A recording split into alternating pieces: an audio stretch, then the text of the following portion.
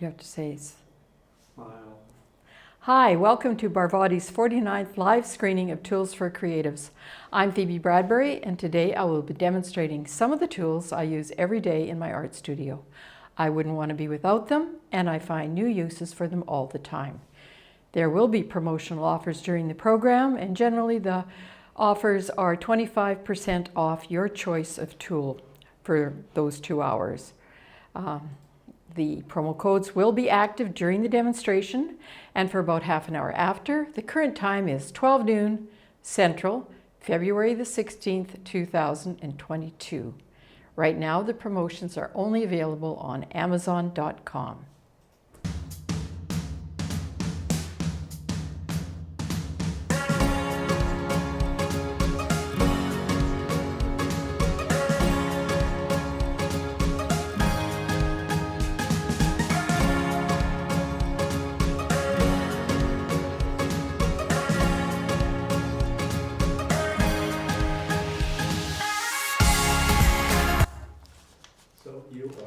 I'm on. Okay.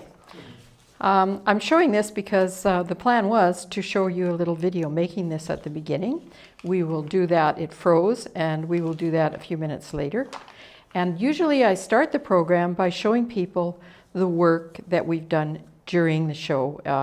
And we're coming up to our 50th show on Friday. And we've actually got quite a lot to choose from. And this is one that was done with, oh goodness, where are my tools? Here we go. These are our tools, some of them. And this one was done, I could just tell by looking at it that it was done with the 2-inch mottler. So we call this the 2-inch green painting. And it was done on, I was calling it butcher paper, but it's actually freezer paper, and it's got a slick plasticky side and a regular paper side, so it makes it really easy to use with these silicone mottlers. So that's the 2-inch green, and we'll show you that. I think, are we going to be able to show that later, do you think, Previn? Well, I can try it again and see what happens. Okay, not.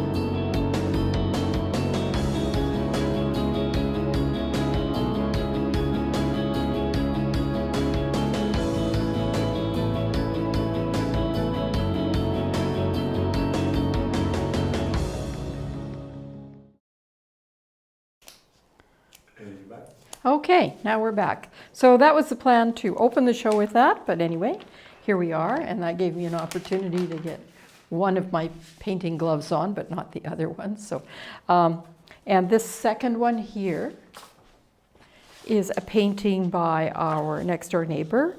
She's not a painting; it's a colored drawing. I'm just going to go in on it. Oh, can't do that with the plastic glove on. We'll see if I have to I have to cut the end off the glove. There we go. See, otherwise I can't. Here we go. Come on. Oh, that's on focus. I want it on zoom. And there's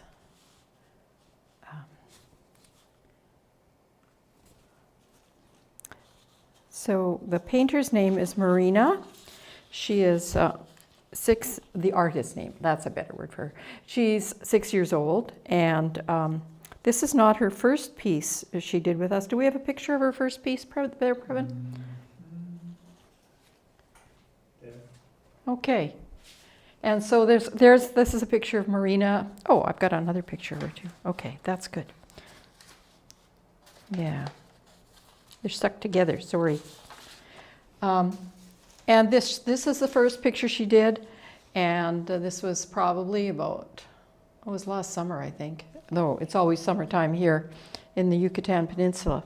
Anyway, this is a picture that she did after she got her new kitten. And I wasn't surprised, but because I knew she was very artistic, but I was really amazed at how she captured what a kitten is all about, how cute and cuddly they are, how round they are. In this case, it's a cat with gray stripes, and she's got she's managed to capture what a kitten is about. It's got little whiskers, it's got a little nose, a little tongue, 2 front feet, etc. And it's obviously very wiggly and cuddly. So I was pleasantly surprised, and she allowed me to share her artwork with her. We will be doing a section in the future for children's art with, it'll take us a while to get there, but we will probably spend about 10 or 15 minutes of the program on that. Okay, so that's Marina's, and that's a picture of Marina you saw there. Okay, now this one, this is the one we're going to go out with sound, and it's called Orange Regrets. And this is made on Yupo paper. Yupo paper is archival, which means this can be put on your wall. It can even be put in a museum. It will, if you look after it carefully. It's a signed painting. There's my name down there. And we did it during the show. And at that point, I was being very careful to use just the center part, and using the outside as a border. And I've sort of changed that now, but you'll see that in some of the other ones. So that's Orange Regrets. I should say, this is about using our tools. So this is the tool, the main tool here, or one of the main tools. And we also are using a tool that we made ourselves. Oh, here, let me see that. Yeah. This is the tool a little tool that we made by just incising marks in here. And I can tell which one it is because each one is very individual, and that is exactly this one. So it's the first one, my first parallel line maker that has been used here, and we've used that with this one here. So that's all it was used there. Okay, and that is Orange Regrets. Okay, this one is one that is done on butcher paper again. Now, butcher paper is not archival, so that means I'm going to have to take a digital picture of it because I actually like it quite a bit. And it was when I had to fill a few moments as we were leaving the show. So I didn't really expect it to be that great. I had some wonderful paint for it, Payne's Gray, liquid acrylic paint. And I was using, not that one, oh yeah, that's the one I was using. I was using the 1.5, and I had cut up one of these. I don't know if it was this one. Oh, it is this one. Look at it. You can see the marks. So this one, oops, I'm getting used to using this. The way these are cut exactly fits this area here. So it was the end of the show, and I just had these 2 things, and I had a nice gob of, as you can see here, Payne's Gray, one of my favorite dark colors, and just fooled around for a few seconds. And I looked, oh my goodness, that's a mess. I don't like that. But the next day, when I looked at it, I thought, actually, I really do like that. So that's the interesting thing about playing with these, is you learn to make all different kinds of marks. Now this one is on Yupo paper, so it's archival, and we did that during the show. I had done some smaller ones very similar to this, so I did it on a larger piece. Like I say, the Yupo paper is archival, and it's done with a hot, not a hot pink, it's done with a pink mixed with gold. So it has a shimmer, you can see, it's got a gold shimmer. And the name of this is called Flamingo Land, and that's because we live in the land of flamingos on the north coast of the Yucatan Peninsula, and we're surrounded, I mean, the whole north coast is covered with mangrove swamps with flamingos. So it's not unusual for us to see flamingos flying by out over the ocean when they migrate back and forth between the mangroves or move back and forth between the mangroves. So it was the curly necks, of course, the way flamingos are so beautiful, that inspired this. So that's that one. I think that's all of them, isn't it? So what can we show now?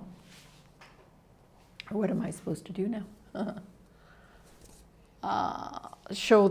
going to show the mottlers and go over their particular qualities just to get us started. I'm going to try and do it a little bit faster than I normally do so we can get into part of the show. 1, 2, 3, 4. Do. There. Those are the mottlers that we have for today. And today we are also able to market the 1 centimeter or 10 millimeter, oops, not quite showing on there. I'm going to bring it up. These are, I'll just show you. These are called shapers and they're in sets of 5. So we call these big flat ones mottlers to distinguish between the shapers.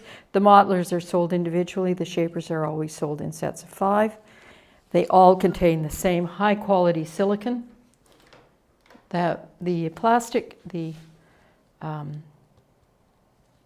handle of the mottlers is a compressed heavy plastic, and they don't rust or shrink or split like wood does. With the shapers, they are all high quality wood, and they last for years, but they're a high quality wood, so we haven't had any trouble with them at all. Okay, where am I going to go? This is the 3-inch. I'm going to put a background to it. And I'm going to go in a little bit. Oops. Yeah, and focus. Can I focus on that? Yeah, it looks pretty good. Okay, so a very dense plastic, or it maybe even have some nylon in it, handle. I've used these for years, so, and it has a hole here, which makes it really great for a studio, because then you can hang it up out of the way if you've got to set it aside with or without paint on it. What I've got here, a little piece of metal. So this is the blade, and it's a medium firm. This is the action area. That's the part that has to be straight and flat, and it is a blade, and that it comes to a very sharp point, as you can see here. Let's just see if I can get it. Yeah. So it's great for making incisive, wide marks on your work if you're an artist. As you can see, just by it can be used for many, many different things, but I use them in my painting studio, and I'm an abstract painter, or have been until very recently. I've started to do a little bit of realistic stuff. So that's, the blades will soften if they're left in a solvent. So it's important that if you do use solvents, as in cold wax painting or oil painting, that you rinse them off after every use with water. Just has to be water, and they have to be rinsed. And if they're left in the solvent, what happens is the blade softens and it wiggles, gets wiggly, and they're really not the same tool again. So if you do happen to do that, let it sit in water and it'll probably recover. I've done that with one that was that I was just testing to see if that would happen, actually.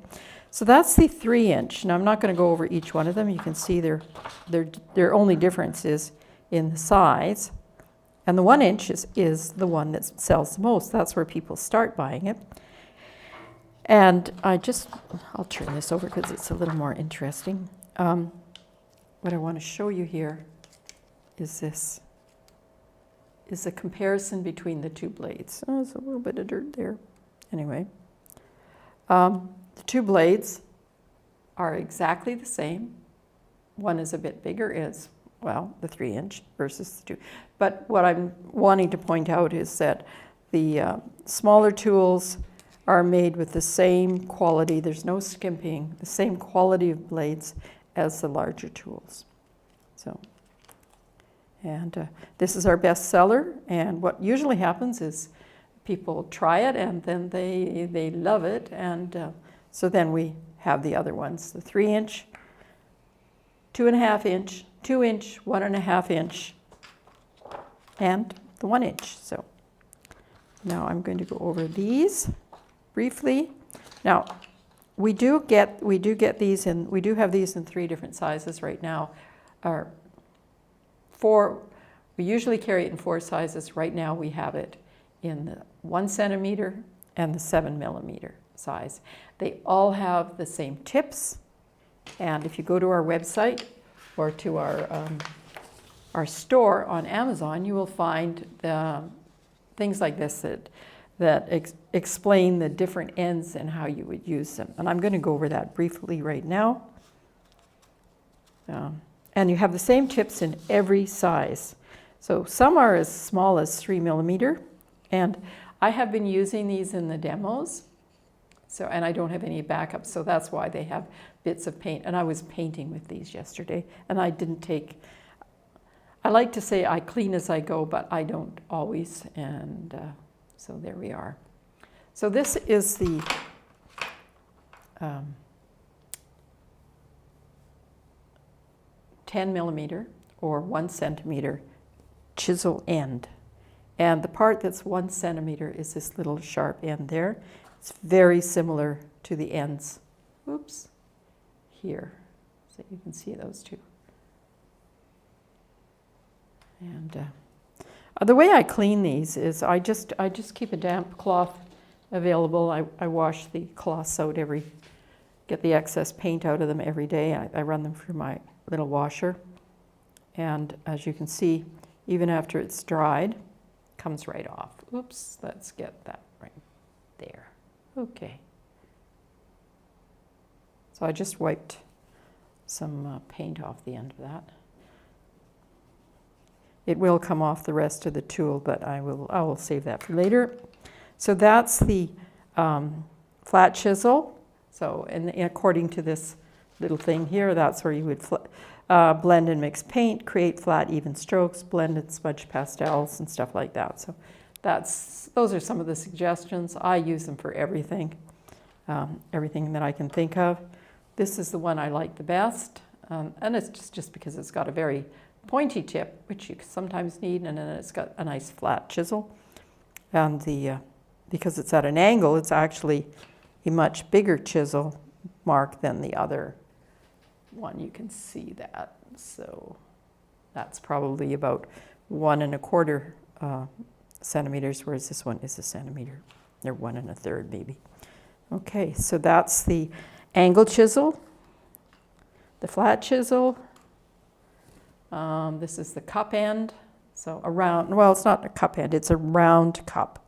And it says blend charcoal, pastel, move heavy paint. It's pretty stiff, so you can move heavy paint with it. Control thick color, create soft edges. That's probably true of almost all of these. And by the way, I mixed this color chart with these, and I only used, okay, where are my main colors? I used this yellow, this blue, and this red. Yeah, no, yellow, blue, red. Yeah, because I got 3 in between them. And I was mixing with these, so between every mix I could remove all the paint and there was no contamination when I mixed them. This green, these greens don't show that. Are they showing green on yours, or are they showing sort of a yellowy, funny color? Yeah, a little Yeah. brownish, yeah. Yeah, on my paper they are a bright green. So I don't know what's happening with the camera, but I wonder. No, I won't bother worrying about that. So, and these. Oh, did I do all of them? I did the round cup, and then there's the taper point. Where's that? Taper point. Here we go. So it just comes to a pointy taper. And then there's the cup chisel, which it's quite firm, so it can move a lot of paint too. And you've got a flat end and a cup end, so it's for moving, removing paint, carving paint, adjust corners and edges. And these ones here, which are 7 millimeters, are exactly the same, just a bit smaller. As you can see, I'm just trying to twist them in my hand so you can see all the different types of ends. And we also carry them. Not sure if I've got all of them here. No, I've only got 4, but just to give you an idea of the size, these are the 3 millimeters. Those are the smallest ones. And I'm missing one here, but I don't know. So that's the 7 millimeter besides the 3 millimeter. So we don't have them in right now, but they're on their way. Okay. So now I'm going to do just a quick demo of some of the marks that can be made with these, because I am also going to show you on some other paper. But I'll run the promo. you want to run the promo now? Yeah. Okay, thank you.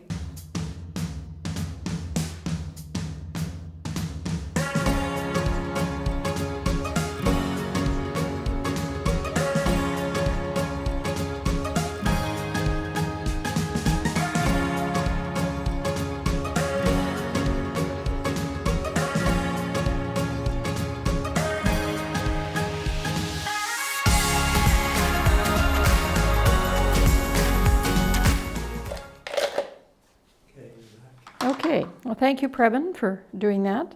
So I'm just going to do this quite quickly. I usually maybe do a little bit too much of it. Just to give you an idea of how the blades work. This is a 3-inch modeler. I've got a little to the side here. And just, I can lay down paint.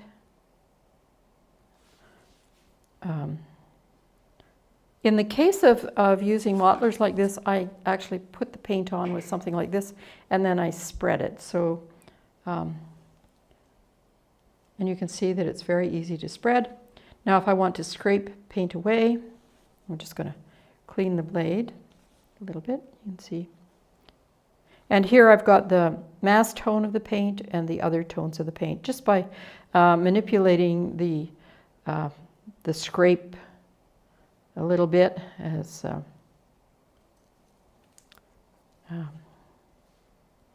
the pressure on the scrape along the blade.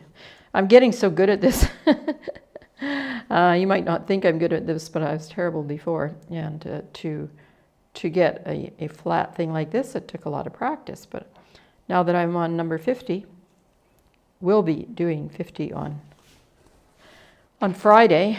I'm actually very pleased. I've learned to use these a lot better, and I will be using them a lot more in my work, simply because they are so much easier to clean than brushes, and you can get wonderful, wonderful expressive marks. So here's some of the expressive marks that you can see. That's just from the corner of a very square blade. You can make circles. You can make straight lines. And in that one example I gave you, the rounded necks of the flamingos was made with I think it was a 2-inch wide blade. So what I'm saying is, they may look rather boring, but they really can make wonderful marks. So here's the 1-inch. I'm just going to go like that. See? I can go like this. So just hours spent exploring the kind of marks you might want to make. And it's very, can be very meditative. That's what I like about it. But it's amazing. I could play with these for ages, because like there's sort of a snaky mark, and there's a swirly mark. And I also like doing, I better put this one down. I do a basket thing where I go down like this, 1, 2, 3, and then I go across, and I'm not preparing this very much, but I'm going like, I go over and under, over, oops, over, and then I go under and over and under. So you could do this with any width of these, with colors what you want underneath, so you can prepare the underneath with the colors that you want. And I could probably give you dozens of examples of this because I do it every time, but I won't bore you with it. So I'm talking expressive marks, marks associated with the type of blade they are, like with these nice flat blades. Some of the marks that I like to make are like little flags, so I go like this.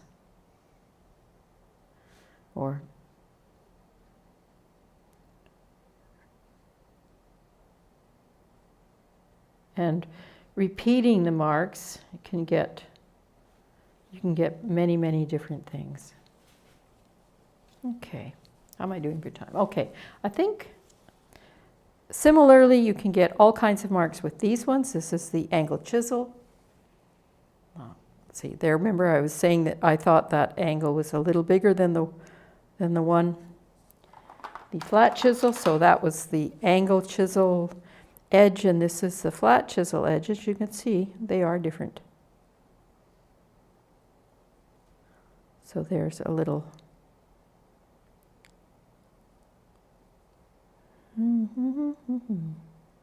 another little, okay, mark, and I'm going to show you here how easy they are to clean.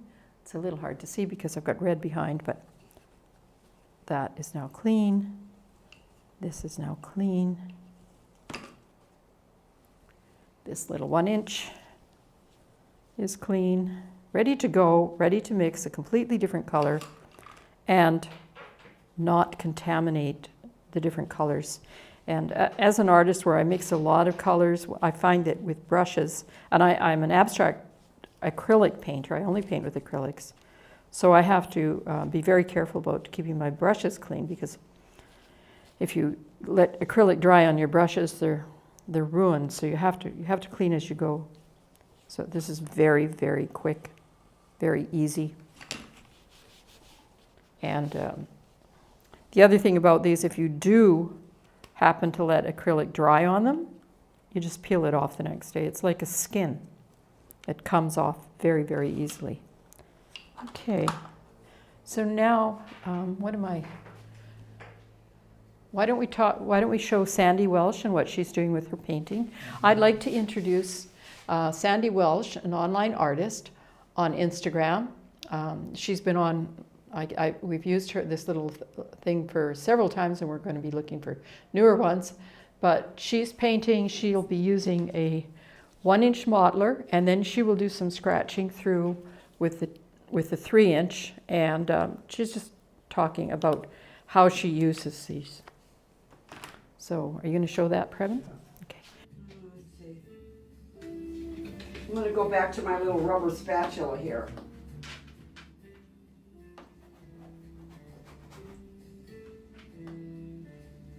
She had that big ball of dark.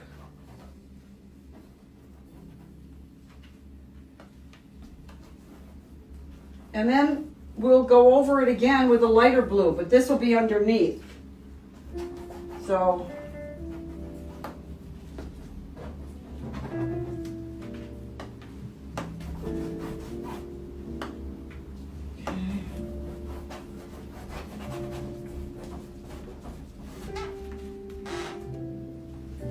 are we getting to look like this ocean? See?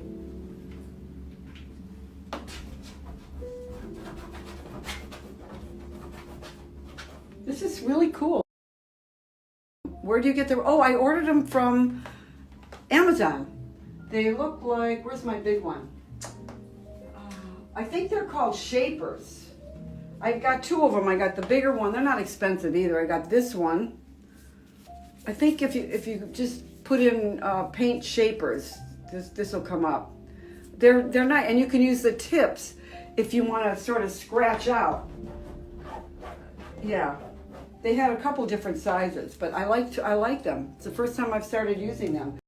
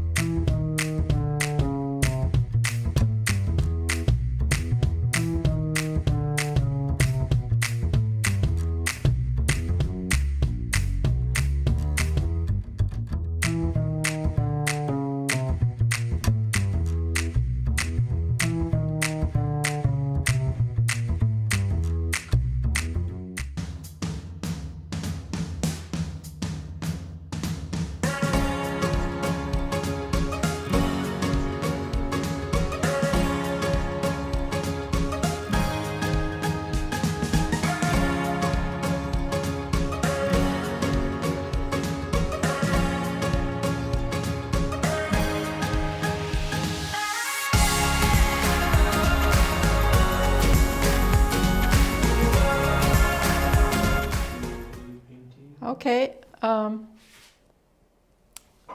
not this painting, the one I'm standing in front of, but this painting here it's a painting that I did while I was at art school, and you can see this scraping through in the bottom here. Okay, let's see if I can do that. Where the red is, my hand is cut off, but anyway. And the yellow bands at the top were made by, let's pull my hand back. Yeah, that's better.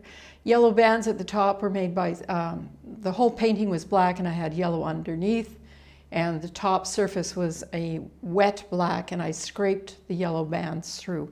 Very similar to what I was doing when I was demonstrating the basket thing. It's also covered with, if you can see it, I think up just right above my hand here, ooh, right there, there is a layer of horizontal and vertical fluorescent green lines poured across the surface. In the next demo, I will be showing you, I probably won't be showing you that because I'm going to be showing you a dog that I'm painting, but I just wanted to give you an idea of what we do with the work abstractly. And now we're going to switch to a realistic painting that was painted with the tools. So, Prebina, can you take me to camera 3? Mm-hmm. Yeah, okay. And go in on it. Great, okay. This is what we did the other day, and I have to apologize, I'm not normally a realistic painter. That is a picture of our dog, Iris, and it is version 2. This was version 1 here. Have you got it showing up? Yeah, and we did that on Yupo paper, and like just, I didn't even have my paints mixed or colors mixed or anything. And I was just basically doing it from a copy of a photograph I have of her. Now, Iris is a very hairy dog. And the first time I used one of these tools, I'm going to show it to you, I thought, my goodness, with those, I could very easily paint Iris, because these tools make such great hair.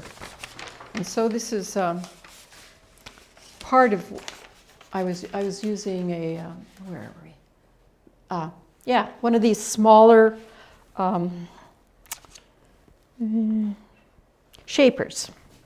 One of the pointy, smaller shapers, and I was just using it to see if I could, what kind of a mark I could make, and I could see that I could make beautiful hair, and I immediately thought of Iris, which we got Iris recently. Have we got that picture of Iris, Previn? I think we can show you where we found Iris.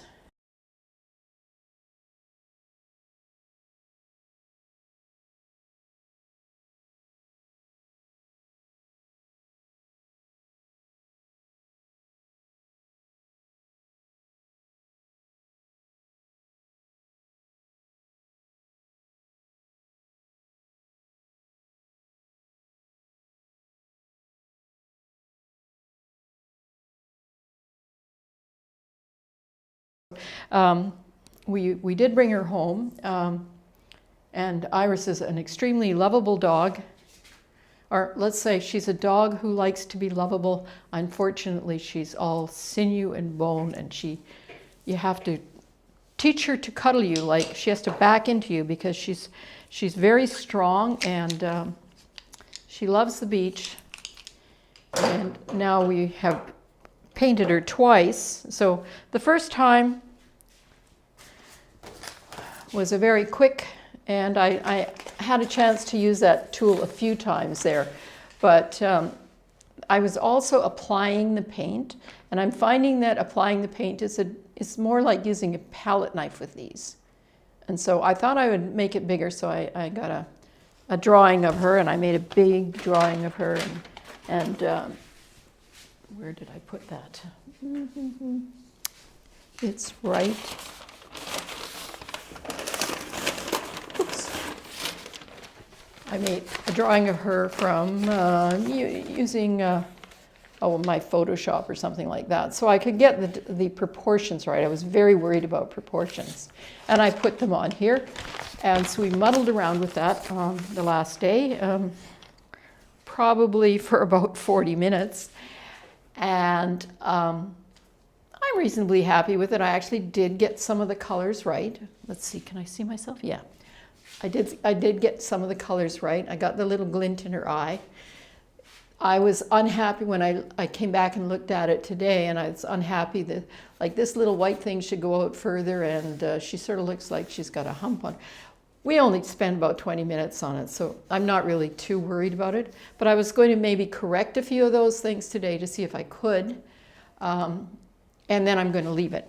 So what I have here is it's my palette. I don't know where I'm looking. Okay, my palette. So that was the palette from yesterday with acrylics. Of course, the palette dries out overnight, so I'm very careful to use one that is got a plastic seal on it. Where am I? Oh, here. I'm sorry. I have 3 cameras now, and I'm not used to them. Oh, this is actually pretty good.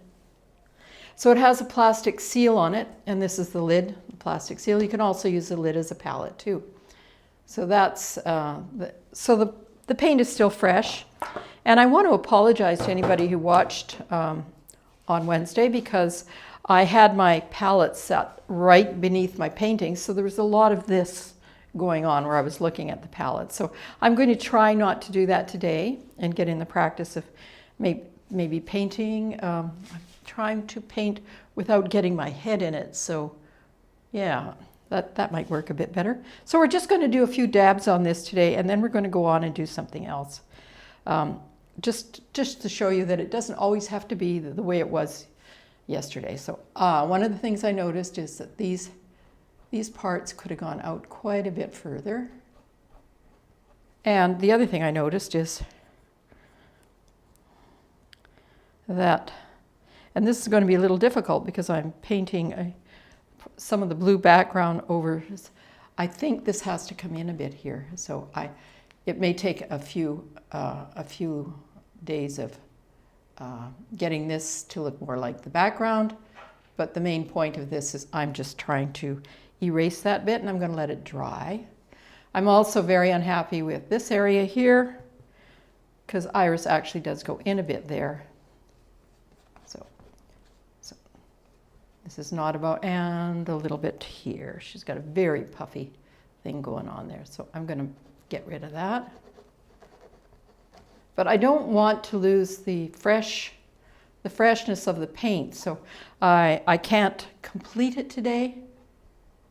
But and I wanted Iris's back to go out a little bit there, so.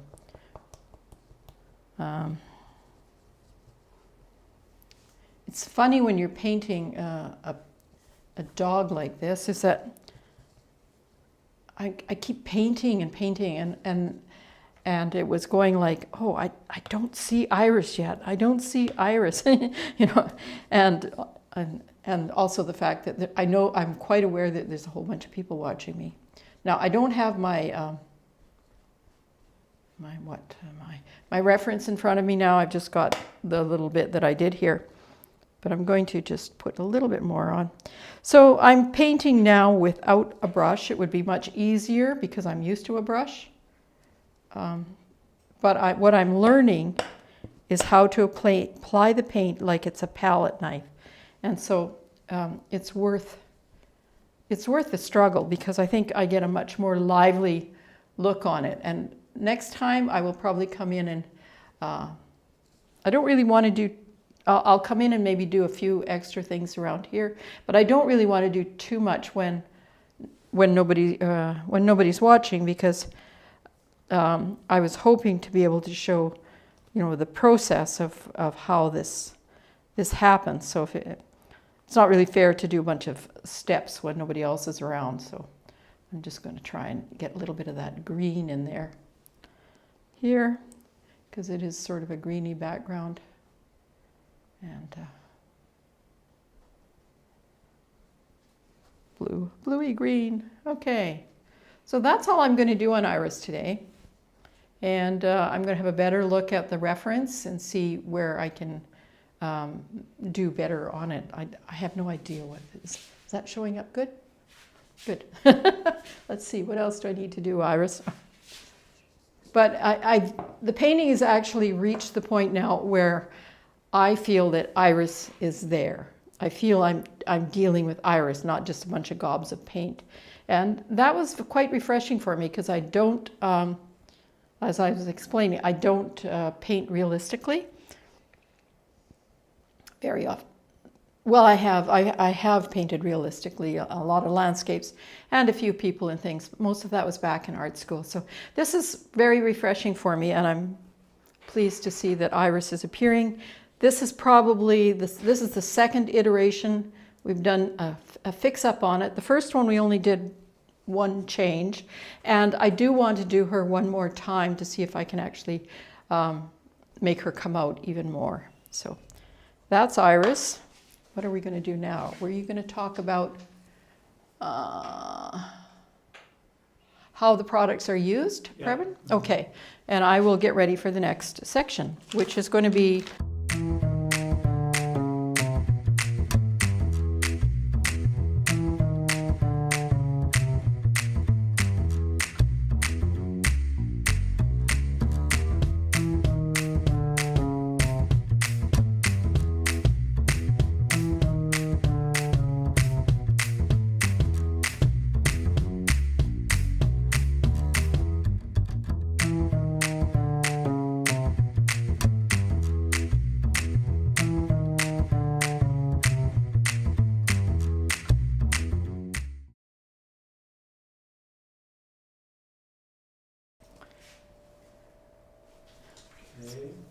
okay.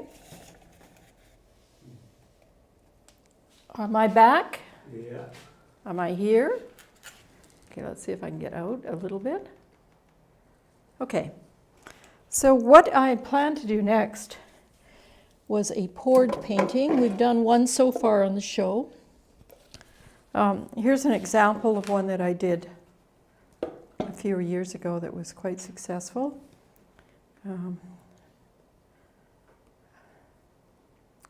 Let's see. Okay. Now, if I bring it in just a bit, it should be still focused, right? So this is a poured painting I did a few years ago on an 8x8 inch piece of board. I'll just show it to you. And the boards I made myself and put them together. And then when I finished the painting, I covered it with epoxy. And you might say, oh, well, poured paintings, that's not really painting. But I think it is, but I think it occurs not when you do the pour, but how you handle the paint after the pour. In this case, I want to show you something here, if I can get in close enough. So this is this part here. Is that? Yeah. Okay, if you look here, this is, I'm just going to show you. The pour is round globular things, and you as an artist when you get to this point, you can decide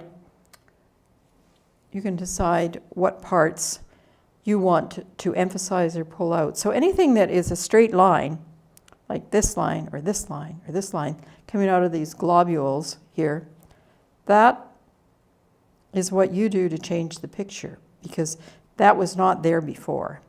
And the trick is to do it in such a way so that if you draw the line, it stays straight, and the actual surface of a poured painting is still very wet. So you've got to do it at the right time. And if you don't do that, then you sort of end up with sort of wiggly straight lines. Now, I can show you, can you show, oh no, I don't think you can show that. No, it's okay. I can show you one where I made wiggly straight lines. This is the one we did last week.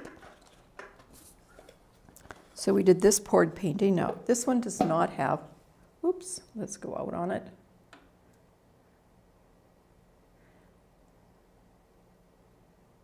Okay, and I'm going to put it up a little higher. And this was doing a poured painting after not having done one for a couple of years. And what you'll notice here is there's these funny lines on here. But when I pulled across with my tool, my shaper, I did it when it was too wet. So what was a nice straight lines, as they are on this one, these straight lines up here, started to get soft and wiggle. And to me, that's not the composition I made. This is like, it's a pretty bunch of colors, but it's not my intent. So it's what I would call a failed poured painting. And I'm not the kind of poured painting person that's looking to make cells or stuff like that. I'm looking to see something I've never seen before, and maybe if I can put something in to change it a little bit, I will do that. I don't have any. Do I have any of these big red ones in? No. Okay. I could. Do I have another one down here? Nope. No. That's okay. These are the only two examples I have. I can show other ones some other time. But so today I'm going to attempt to do another poured painting, and I'm going to hope that it is at least as good as this one, and that I have the patience to wait for long enough for the surface to dry, so that when I interfere with the surface and make the changes, that they stay. Those are a lot of big ifs, but that's kind of the way I like to do things. If I wait and do them when I've got it perfected, nobody gets to see the middle things. So that's why I'm painting a dog when I haven't painted a dog. I may have painted a dog at one point, but I don't recall. So what I'm going to do is I'm going to mix up some. If you've never seen a poured painting, they can be quite amazing. And if you've seen a lot of them, you might not even want to see one here. But what we're going to do here is a cup flip, I think it's called. And we're going to put the painting. First of all, I'll put this aside here and get the paints ready, because that's part of it. Now I do have the paints somewhat ready. I have some blue. Can you see that? Yeah. Green. Now I have to use different colors of popsicle sticks, a little bit of red and a little bit of yellow. And these are left over from a painting I did quite a while ago. And I don't want to mix that up. Okay. I'll get a different one. But I put it in a box with a cover, so they're still wet. So they still can be used. And so what you do is you take these colors and you drop them into a white paint, usually a white paint. Doesn't have to be, but I'm not that advanced at this that I have ever chosen anything but a white paint. So rather than use all my white paint, because we're just going to cover the top of that surface, I'm just going to pour some of the white paint in here. See? And the other thing I do, which I'm going to try to do today, That's what this little bottle is. It's sewing machine oil. Now, normally, what you're supposed to do is use this very special oil. I don't think it's sewing machine oil, but I think this might work. I used to order the kind of oil that you use for those gliders, my exercise glider. You put a special oil on it. It's a very light oil, and the reason that you do this is because it makes bubbles or something, or cells in it. So I'm just going to put a little bit in the blue, just to see if something like that happens. We don't know. And I think I have to stir that one. Normally, you don't bother stirring them too much. I also think I might add another color. So I wasn't crazy about the colors last time. So what you do is you just take the colors and you pour them into the middle of the white. Oh, first you should mix them. I think I did mix that one. And these are very, my colors aren't very thick, so just pour it in a little bit. And I'm going to use a bit of yellow.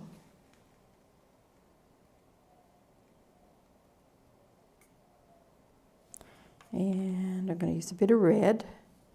And this is always a very interesting thing. If you don't know how to mix colors, you get some very good quality color and start mixing them and doing pours. Now notice I'm not going to mix that. And here's the one with the blue oil in it. And I'll just give it another little. And I kind of forget, I had really developed the technique quite well at one point. So let's say I don't remember everything. So I'm relearning a bit of it, and I just thought I'd throw a drop of this in, see if it actually shows up. It might. The reason I chose this one is because it's a little more liquid than the others. So I just put all these back. See, I'm putting them back in my wet box, and it's one that I think it's too deep for that. But that's okay. I put it back in there, and I put the lid on. And I put the lid on the white one, and then I can use them again. I think I can. Let's see, so all of these I'm putting away, and I'm taking away my popsicle sticks. I might use them. I might not, because. And then the trick to a pour is you have something to hold your board. This is my trick. Other people have their tricks. Okay, and I have a board that it doesn't actually have to have paint on it if you've got quite smooth surface. My surface isn't that smooth. It's a piece of board that I got Home Depot to cut up into 8-inch squares. The reason I use 8-inch squares is because I can put them on my scanner. And the thing about, so notice that I've got my colors. I put it under the board. I flip the board. Okay, so we're doing the pour right now. I don't have to pick it up right away. And I can pick it up with a swirl or whatever. I don't know what's happening.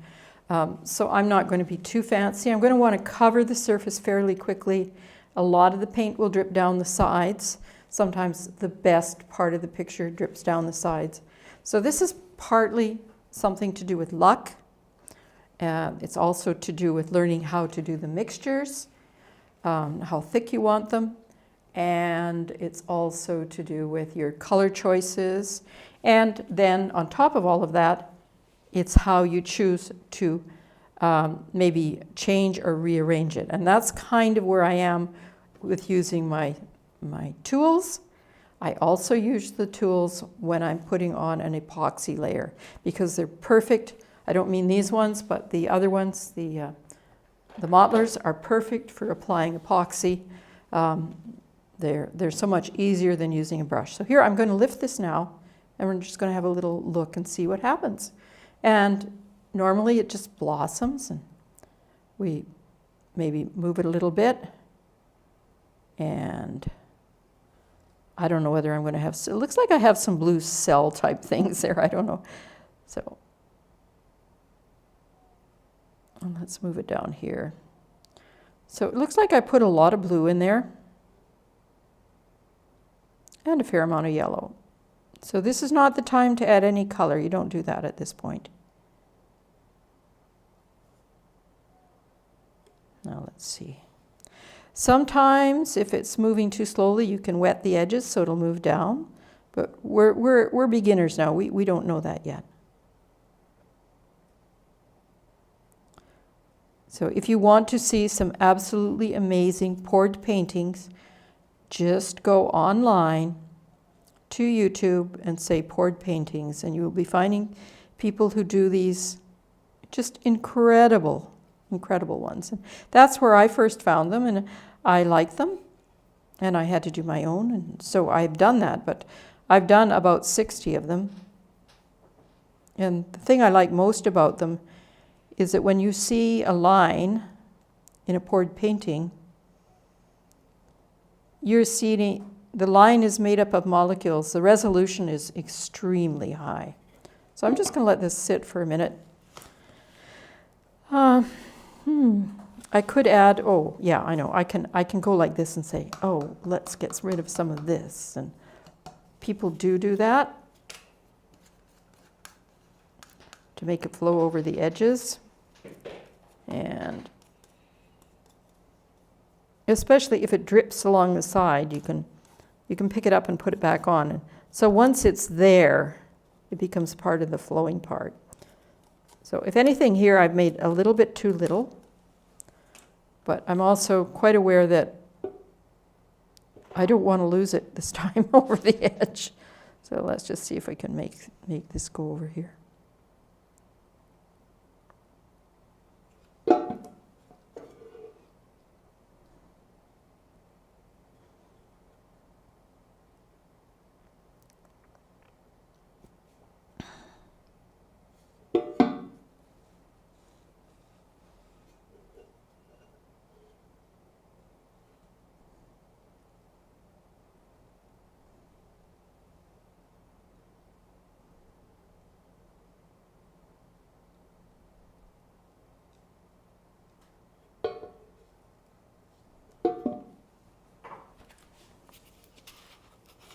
I think I'm just going to pour a little bit of white in here.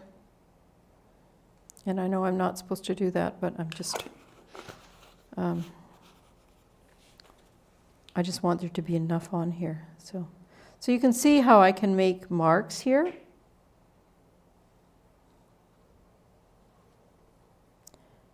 But you must also realize that a lot of these marks, because I'm making them so soon, they may not stay.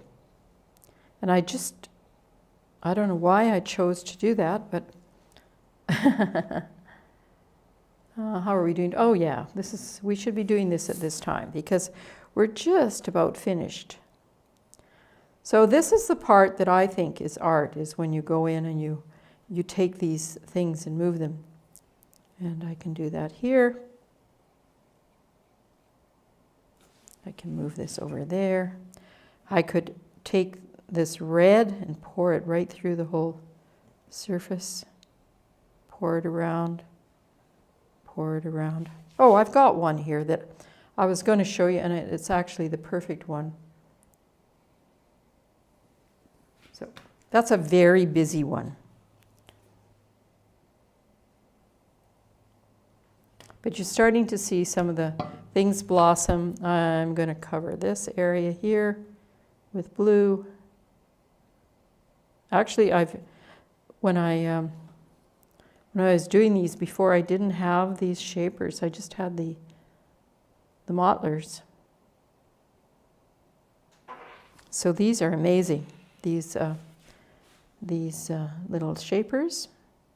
They're amazing because I can do this with, and it actually just takes the paint.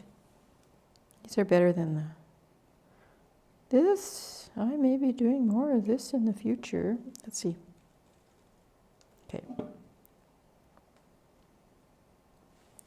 Now, the other thing that's happening is, I'm not sure about that side. Yeah. So I probably used too little paint. I'm not sure because there's not a lot going over the edges. But in general, what you do is you take the stuff that goes over the edges, and then you paint the sides with a brush or something like that. So let's go like this. Let's go like this over the edge and push some over and see what happens. Push some over.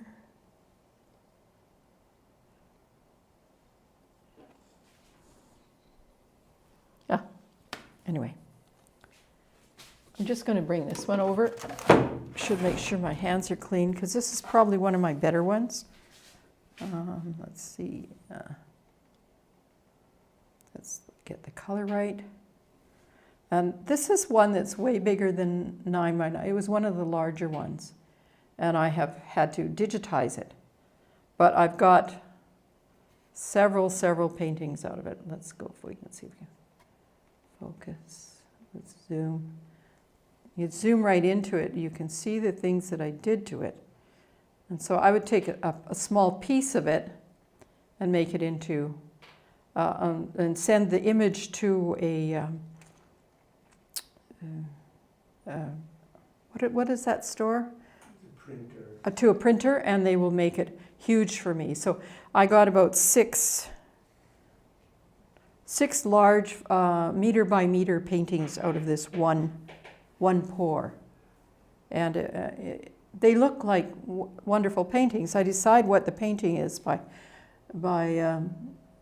just choosing what it's about. What is it? You're looking at it as though you're taking a picture of a. You're composing it from the painting. Let's put it that way. So look at that. That's where we are right now. I'm not unhappy with that. I'm actually much happier with this one than I did last time. So I'm going to take it out. Oops. And we're going to say goodbye pretty soon. I'm going to turn it a little bit. I'm going to let it just dry the way it is because it's kind of interesting. It's got all these swirls. Is this the end of the world? I don't know. But the thing about painting with this way is the resolution is molecular. So that's, you can go in and in and in, and you will see, let's see if we can do that. The lines are crisp. As far in as you go, the lines are crisp. So that's why I enjoy this kind of painting, especially the part where I get to make the marks at the end. And I'm hoping these marks will stay somewhat straight and not go wiggly. And right now it looks like they do. So it's a fine line between putting too much paint on and not enough. In this case, I think I could have put more on. But I'll be able to paint the sides with something suitable. So I think we're ready to go. What do I do? What do you want to do? Go to the cannon. Okay, Yes. time to go? Okay. Thank you for joining us today. You can find us here every Monday, Wednesday, and Friday at noon Central to do demonstrations and answer your questions. Try new things that you might be concerned about trying. I'm game for that. I love trying new things, and I'm looking forward to seeing you on Friday.